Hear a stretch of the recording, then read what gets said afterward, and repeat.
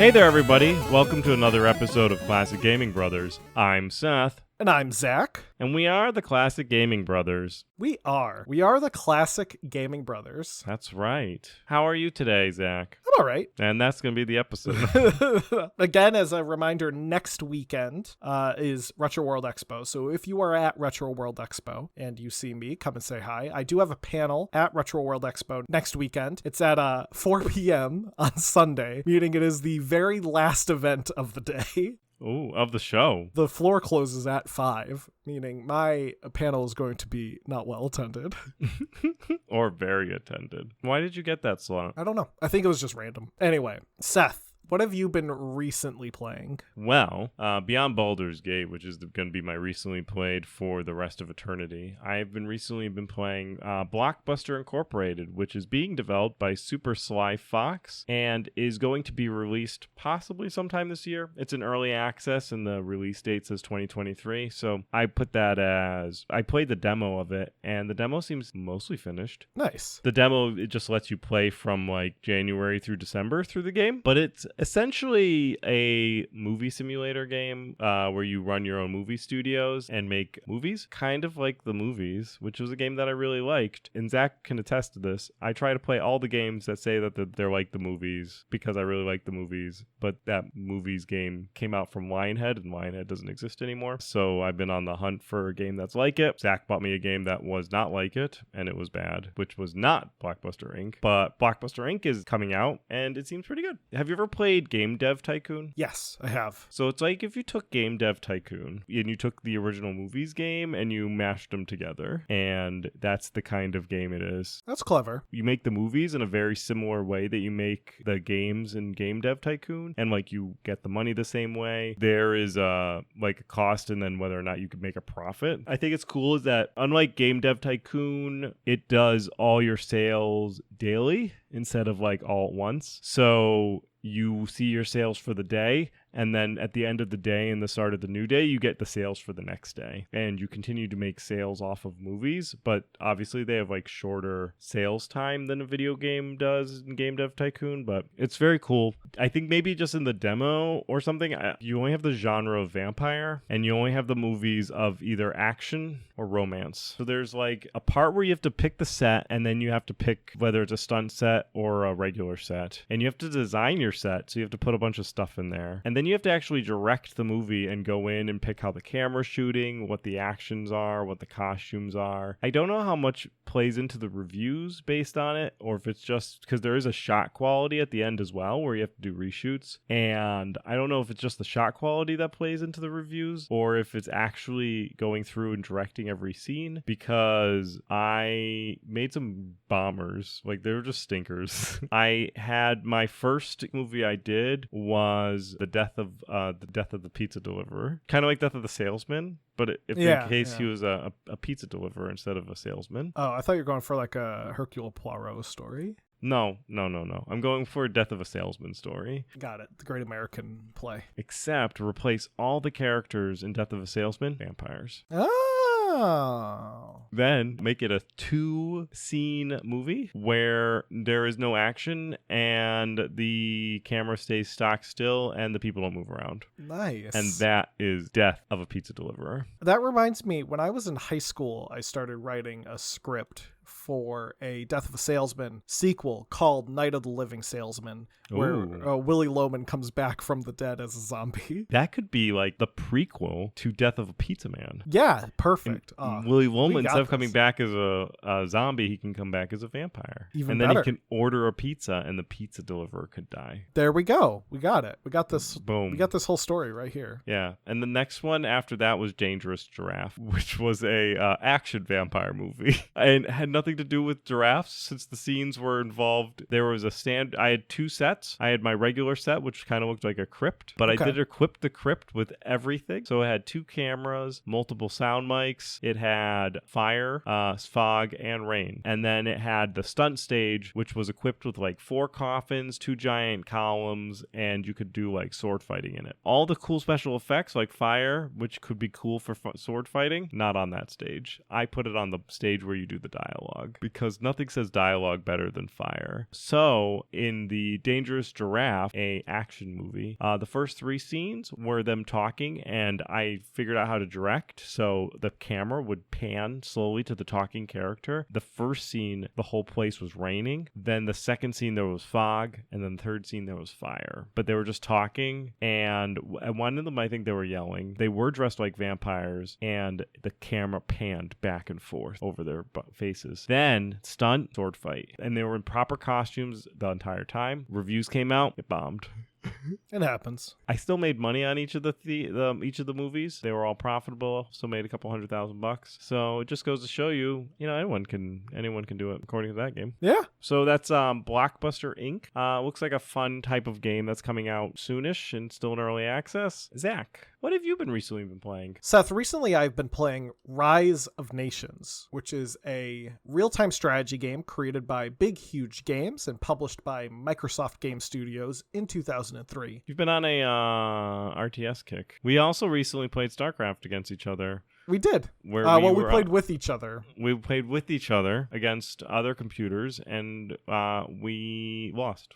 Yeah, we got our butts handed to us. Yes, we thought we were doing good. Platter. We did think we were doing good. And then we got our butts slammed. Yeah. Anyway, Rise of Nations is definitely a game I talked about before. It's one of my favorite real-time strategy games. It's basically a mix of Civilization with Age of Empires, and throw in a little bit of the ability to build stealth bombers. The reason it reminds me of Civilization is because the game has a heavy use of territories. So most of the gameplay is done through a standard real-time strategy action. You have your civilians, you build mines and wood chopping areas and farms and stuff, but instead of a town center, you build a city, and this city expands your borders, and in order to do certain things, you need to build more cities. So eventually you have this massive control of the map because you have to build cities a certain distance from your first city. So a good chunk of the game involves building these cities and maintaining territories. And there's actually ways to win a game by having complete control over a certain amount of land versus just wiping out your enemy. So your enemy could still be alive, but you essentially just own all the land around them. So,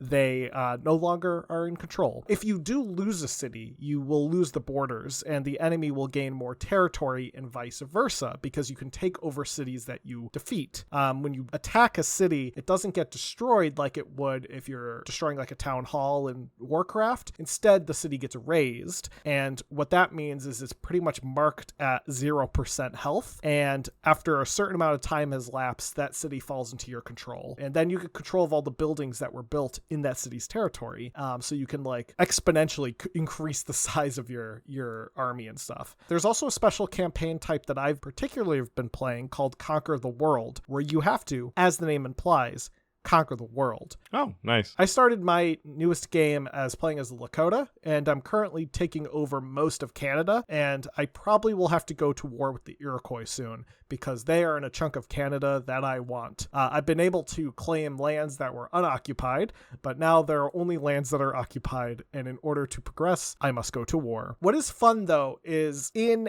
Rise of Nations, you can start a game from your ancient civilization age. You'll have your farmers, you'll have your swordsmen and your archers and stuff, but eventually you can increase your tech tree to eventually being able to build stealth bombers and nuclear silos. And you can start campaigns either from the very beginning, absolute beginning of the tech tree, or you could do a mid-tier World War II era up to Cold War era tech tree. It's totally up to you. When I was playing online with some friends once, we were doing from ancient era to modern era, and a bunch of my friends were still stuck in the medieval era, and I had nuclear subs, and I was positioning them all around the islands that they were located on, and just every now and then I would just launch a nuke at them and wipe out their town, and then they would rebuild, and then just repeat the process. Yeah, it's a fun game in terms of the combat and just the way the game plays. Also, a lot of it is automated, which is very nice. When you construct workers, they will automatically go to an area that has no workers assigned to it. So each wood area you build or like mine you build has a maximum number of workers that can work there.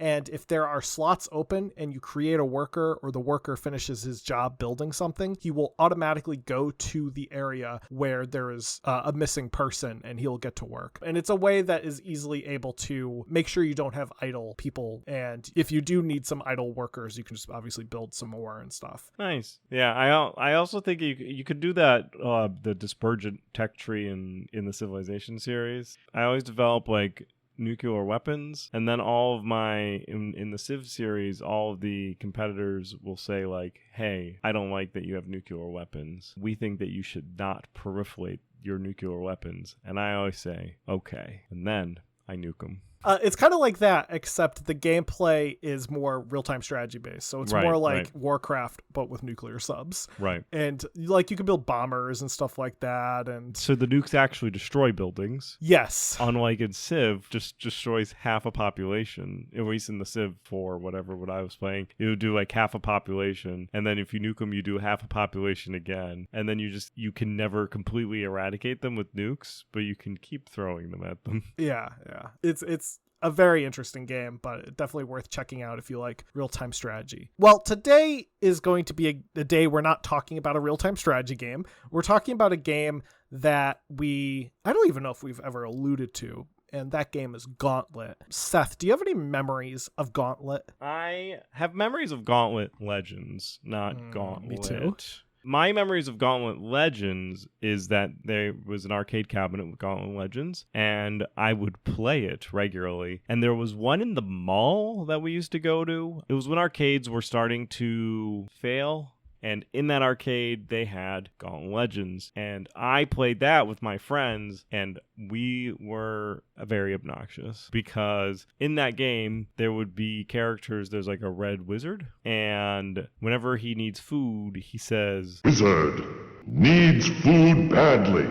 But I would scream, "Red Wizard needs food badly," when playing the game. When I needed food in real life, I would scream it. And yeah, so it was fun. But yeah, and then we played it on the Xbox. I played that a lot with one of my buddies. We played a lot of Gauntlet Legends. It's fun. It was a really enjoyable cooperative experience. It's just a blast. My memories are playing Gauntlet Legends on the N64, which we never owned, but we rented a few times. I assume because Seth played it at the arcade, saw it at the rental store, and was like, hey, I know that game. And I remember playing it with my brother and having a good time playing as either the wizard or like I think I played as the wizard who like launches like energy balls. But yeah, it's just a great game, Gauntlet Legends. And I've definitely played the original Gauntlet on the NES. I don't think I've ever played the arcade Gauntlet, but I remember seeing one at Retro World Expo, and I think people were always around it. You know, it's a very popular game. Now, the original Gauntlet was designed by Ed Logg.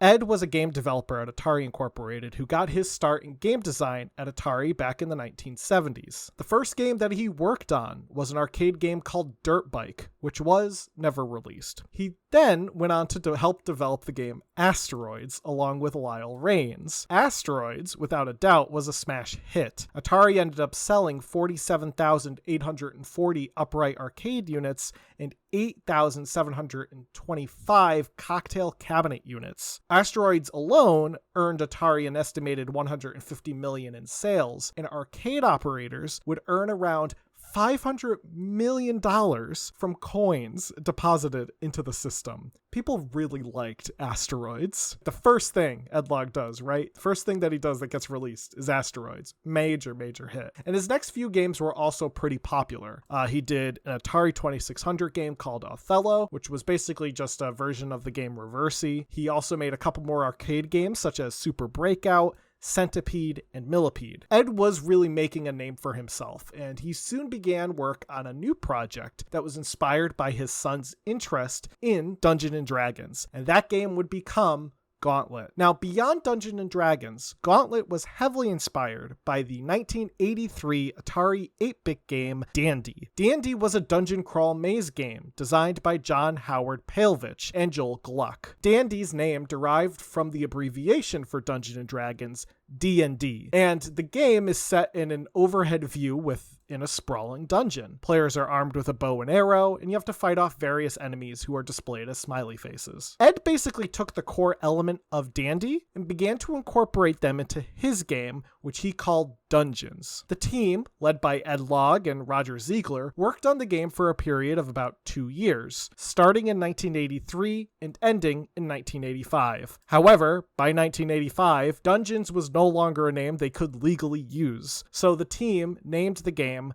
Gauntlet. It is fascinating that since even back to the Dandy, which was released back in 1983, and there are games released before that, just say early 80s, maybe even late 70s, all based on Dungeons and Dragons. There was a game just released this year, also based on Dungeons and Dragons. I think it's kind of cool that Dungeons and Dragons had such an impact on video games while being so taboo for so long that it was just like, oh yeah, D&D is the satanic panic and all that, but let's make a pile of games based on it, including D&D and Gauntlet and all those games, which is, I just think it's kind of cool. The actual board used for Gauntlet was incredibly complex, being the first Atari game to feature a voice synthesizer chip. The chip used a TMS5 2200C, which is a very similar chip that would be eventually used in the Speak and Spell toy. The voice lines in the game were provided by Ernie Fossilis, a filmmaker who made the very first Star Wars parody in 1978 called Hardware Wars.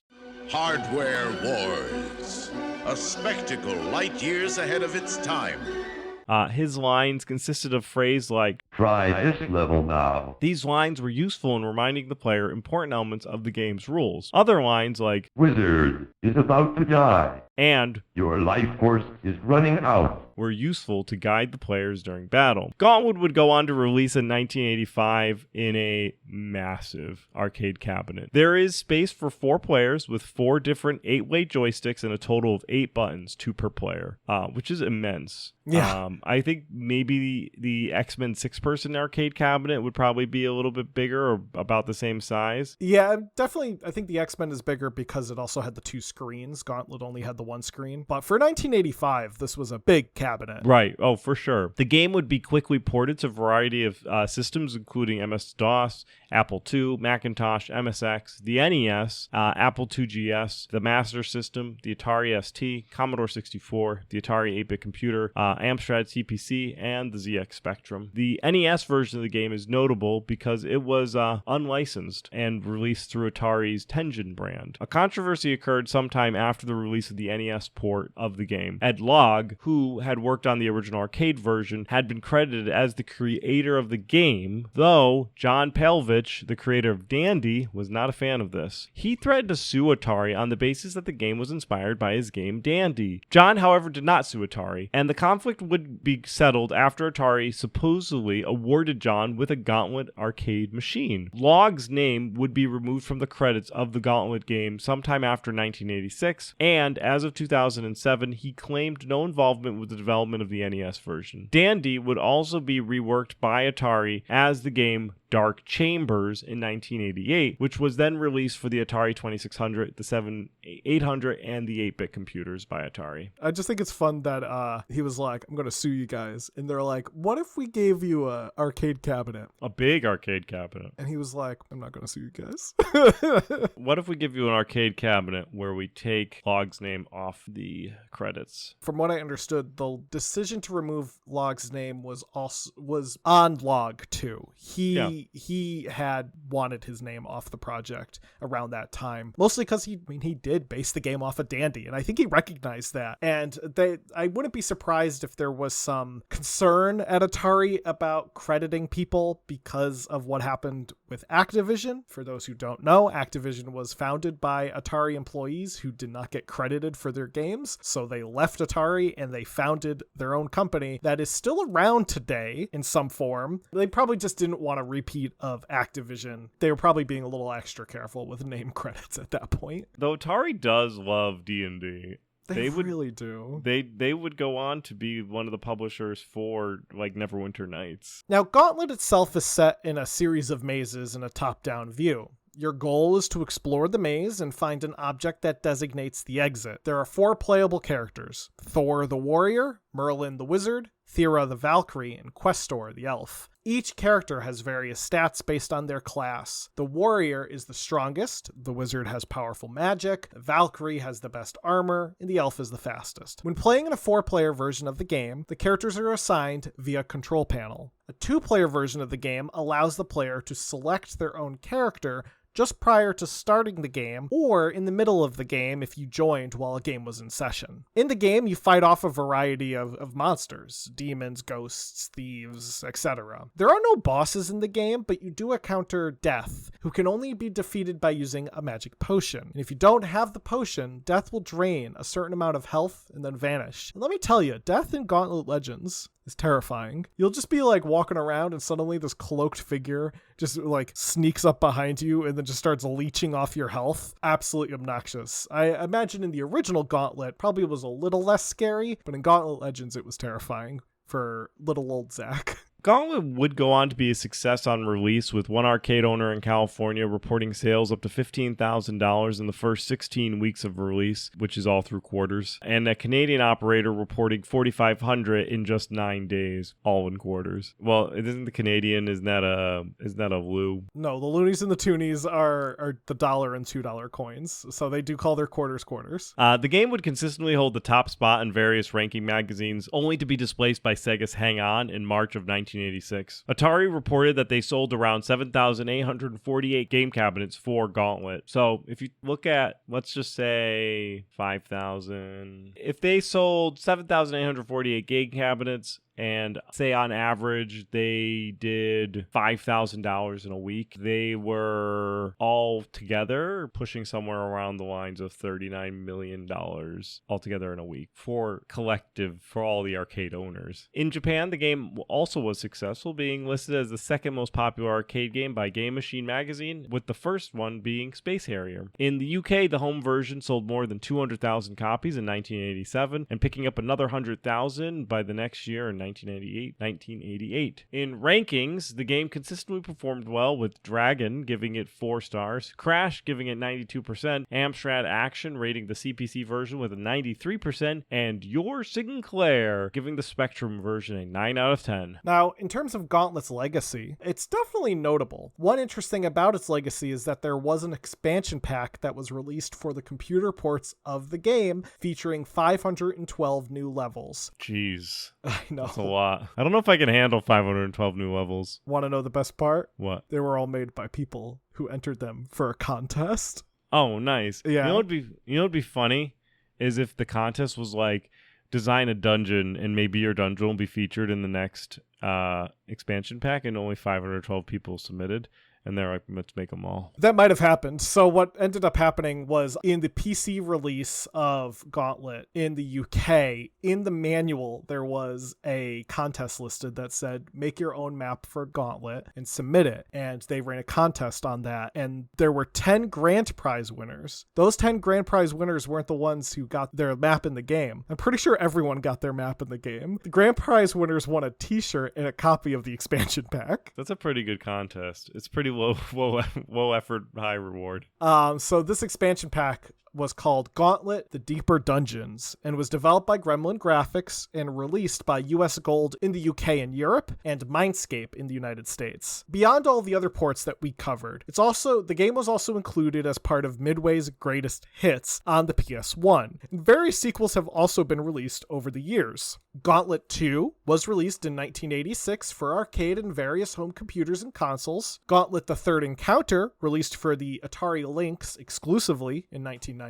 Gauntlet 3, released for various computers in 1991. And Gauntlet 4, released for the Sega Genesis in 1993. The series did undergo a reboot, as we discussed, in 1998 with the release of Gauntlet Legends, which was released for the arcade, the N64, the PlayStation, and the Dreamcast by Atari Games and Midway Games. An expansion to Gauntlet Legends was released in 1999, called Gauntlet: Dark Legacy. This was ported to PlayStation 2, GameCube, Xbox, and the Game Boy Advance, which that doesn't sound like a port to me. That just sounds like they made a game and called called it Gauntlet Dark Legacy. It's like a demake. Yeah. And then a third follow-up called Gauntlet 7 Sorrows was released in 2005 for PlayStation 2 and Xbox. And then in 2014, the series was rebooted once again, just as Gauntlet, which was released in 2014 by Arrowhead Games. This version was released on PC, but then later ported to the PS4 and re-released on the PC in 2015. I haven't played any of the other Gauntlet. Like, I haven't played Dark Legacy or Seven Sorrows. I do want to try Dark Legacy because I think it's like the sequel to Gauntlet Legends. I'm thinking I actually might have played Dark Legacy if it might have had an arcade cabinet as well. Yeah, it was in the arcade for a bit. I would have been playing Dark Legacy probably between 2002 and 2005. Nice. Yeah, it's probably like 04 or something when I was playing it, which would put it right around the time of Dark Legacy being relatively new. That makes sense. Now, that is our Gauntlet episode. So Gauntlet definitely, I think, helped inspire the type of game that we would see later in Diablo. I mean, Diablo has kind of a Gauntlet vibe to it, I think, especially the kind of sprawling dungeons and the way the enemies come at you and the, fact that you have to fight them off sometimes alone I think Gauntlet was a bit more co-op friendly. It was a bit more of a game that you would play with your friends and have a good time, where Diablo feels like a game that you play alone and feel sad because you keep getting killed by the butcher. Now, to get into our retro rewind, Seth had me play Shadow Man for the N64. The game was developed by Acclaim and released in 1999 for the N64, Windows, PlayStation, and Dreamcast. I played the N64 version, but apparently there is a remastered version on Steam by Night Dive Studios. The game is based on the comic series by Valiant of the same name. You play as Michael Leroy, aka the Shadow Man, who is part of a lineage of voodoo warriors. And you do what you do. You have to fight, like, the first stage I was in, you have to, like, fight dogs. So you walk through the first stage, right? You're completely defenseless. You have no weapons or anything. And you go through this really creepy churchyard, and there are tons of dogs around you who just bark at you and then lie down. And I was like, oh, that's nice. They're dogs. You then walk into the church, and you meet this woman who's like, Michael, and she says something to you, and then she gives you a gun, and then when you leave, all the dogs attack you, and you have to fight them. And I was like, why were the dogs attacking me before? Why do they hate me now? Is it because I have the gun? The dogs hated me then, so then I had to fight them. Beyond that, it's this very creepy, almost Lovecraftian game, which is kind of unique for an N64 game. I was like, when I was playing it, I was like, this game feels more like a later released like indie horror game on itch.io versus a mainline N64 game. So it was a good time. I actually really enjoyed it. If you like creepy action games, definitely give it a shot. I think it was fun. So yeah, that's Shadow Man for the N64. Next week, Seth, I want you to play a game based on a comic. That game is Spudu for the Sega Mega Drive. Awesome. I'm looking forward to it. Zach had me play SWAT Cats, The Radical Squadron, and Cats is spelled with a K because that's cool. And it's a side-scrolling action platformer which was developed by AIM, which was not the messaging service but was the development company, and published by Hudson Soft for the SNES. It was based on the cartoon SWAT Cats, The Radical Squadron, with Cats spelled as a K because that's cool, which is a cartoon that I actually never watched. However, the game was released back in 1995, and I think I would have enjoyed the cartoon that was also released back in 1995, and I may have enjoyed the game as a child. However, I did not really enjoy the game as an adult. The jumping was rather abrupt. You jump up and then you immediately fall down. It was not a slow jump. You also had like a jetpack power that could fly, which was kind of cool. The part that bothered me was the gun shot a bullet that went like 6 pixels in front of you, and that was it. So like there would be bad guys and you could shoot them and your shots would do nothing. Apparently there's 2 different cats that you could play as. You could either play as Razor or T-Bone, and I chose poorly because the other one was very strong and could beat things up. I played the guy who could run away, who was fast. Anyway, if you're nostalgic for the show SWAT Cats, I would say check it out. If you're not nostalgic for the show, you could probably pass because it's kind of a mediocre mascot platformer. Zach, next week you can play Lego Rock Raiders for whatever system you find it on. I think it's just PC. PC and PS1. Ooh, yeah. And maybe even N64. Maybe even. I'm not sure. I'll have to double check. But in any case, that will do it for today's episode. If you have any memories of playing Gauntlet, or if you happen to be walking in a mall in 2004 and you heard Seth yell something out loud, very loudly, and you wondered for the rest of your life who was that strange boy and why was he yelling those words, send us an email at classicgamingbrothers@gmail.com. You can also reach out to us via our website, classicgamingbrothers.com. We are available on Instagram, Classic Gaming Brothers, Facebook, Classic Gaming Brothers, Twitch, Classic Gaming Brothers, and now we are on Blue Sky and X as CG Brothers Pod. Be sure to follow us on all the various podcasting applications out there, be it iHeartRadio or Podbean or iTunes. And with that, Seth, is there anything you want to contribute? Don't play games like my brother. And don't play games like my brother. I've been Seth. And I've been Zach. And we've been the Classic Gaming Brothers. That's right.